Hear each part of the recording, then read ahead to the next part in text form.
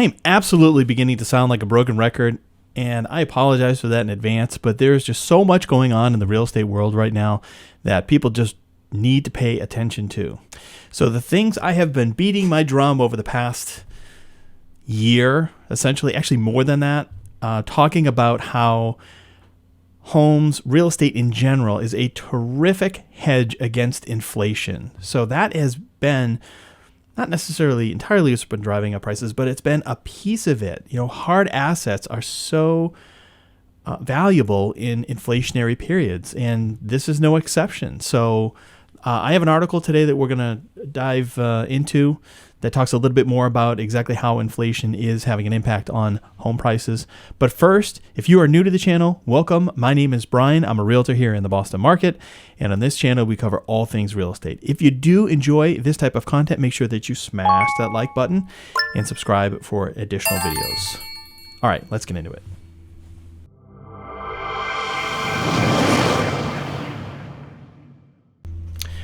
Okay, this is an article from NAR, National Association of Realtors, and it talks about how high inflation is affecting real estate. Rising inflation is pressing on Americans across the economic spectrum, with costs for groceries to gasoline increasing. In November, consumer prices increased by 6.8% compared to a year ago, the largest annual gain in the past 40 years. Wow.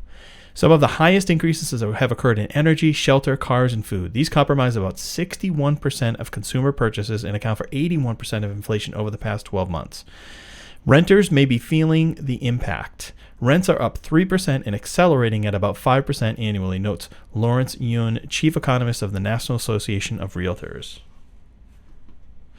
I'm not sure where Lawrence Yun lives, but again, I'm here in the Boston market, and I just did a video a couple of weeks ago talking about rents in my local area, and the top 3 towns, I think, were up well over 20%. The top one being Framingham, Mass., which is a city that's just outside of Boston, probably maybe 10 or 15 miles, and the rents in Framingham were up 23.8% year over year. So 3% or 5% annually, that is a far cry from the actual numbers that we're seeing in the market. So let's keep reading.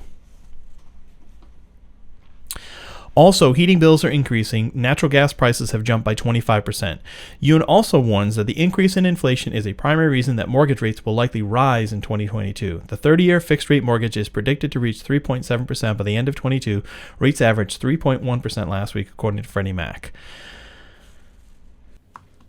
So, yes, interest rates are going to go up, but essentially for every 1 percentage point that the interest rate goes up, it decreases the purchasing power by about 13%. So we would need to see a dramatic increase in the interest rate in order for it to actually affect the market. I think realistically, anything above 4 should have a real effect on the real estate market, but anything less than that, it might flatten it a little bit, but it's not going to have as dramatic as an effect as I think some people may believe it to.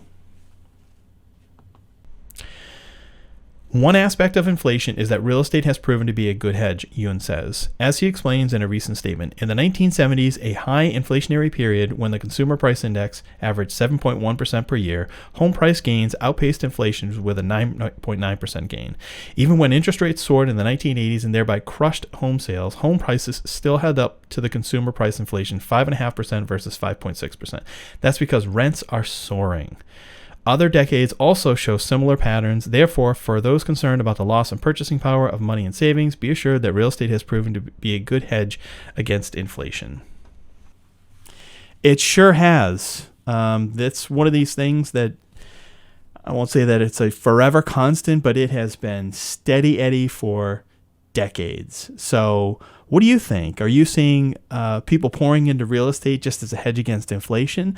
Or is there something else going on? Now, the other piece of this that this doesn't talk about, that I talk about all the time on this channel, has to deal with the supply. So there are far fewer homes available for sale today than there were even just 2 years ago. You go back 3 years ago, and it makes you want to cry yourself to sleep, honestly, especially being in the industry where we work with so many clients who are interested in purchasing a home, but unfortunately, they're just getting outbid. So I don't know what the solution is. I know rates are more than likely going to go up, but again, unless they're up well over, I won't say well over 4%, but unless they hit that 4% threshold, I don't think it's going to have much impact on home prices in 2022. But what do you think? I'd be interested to hear your comments down below. If you did enjoy this video, make sure that you smash that like button and also click the subscribe button to be notified of additional future videos. Thanks for watching. Take care.